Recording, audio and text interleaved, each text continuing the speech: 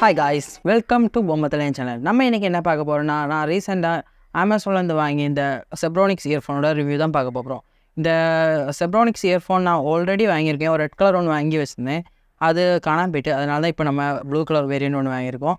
இதுதான் ₹200 கீழே கிடைக்கிற ஒரு பெஸ்ட் இயர்ஃபோன். அப்படின்னா ஒரு பிராண்டான கொஞ்சம் நம்பிக்கையான கம்பெனியோட இயர்ஃபோன்.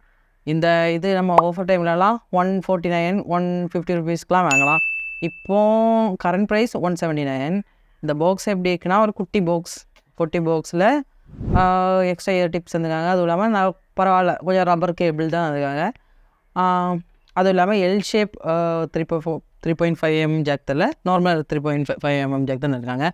கோல்டு பிளேட்டடில், ஸ்டீல் பிளேட்டட் தான்.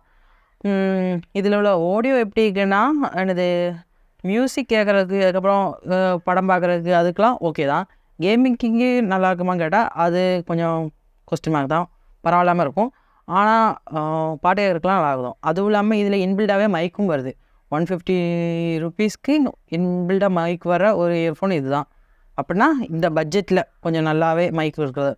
ஆனால் கம்பேர் டு அதர் இயர்ஃபோன் இது கொஞ்சம் சவுண்டு கம்மி தான். ஆனால் இந்த பட்ஜெட்டில் இது கொஞ்சம் நல்லா தான் இருக்குது. ஏன்னா நம்ம வேறு ஒரு இயர்ஃபோன்லாம் லோக்கல் ஷாப்பில் வாங்கினா கூட $150 இவ்வளோ நல்ல ஒரு இயர்ஃபோன் கிடைக்குமான்னு கேட்டால் டவுட் தான். அப்படி பார்க்கும்போது இந்த இயர்ஃபோன் நல்லா இருக்குது. இதோட லிங்க் நான் டிஸ்கிரிப்ஷனில் தரேன், நீங்கள் வேணால் செக் பண்ணி பார்த்துடுங்க. அதுவும் இல்லாமல் இது நான் ஃபஸ்ட்டு யூஸ் பண்ணதும் ஒரு 3 மந்த்ஸ்க்கு மேலே யூஸ் பண்ணேன். அதுக்குள்ளே தான் காணாமல் போயிட்டு, அதனால தான் இது வாங்கினது.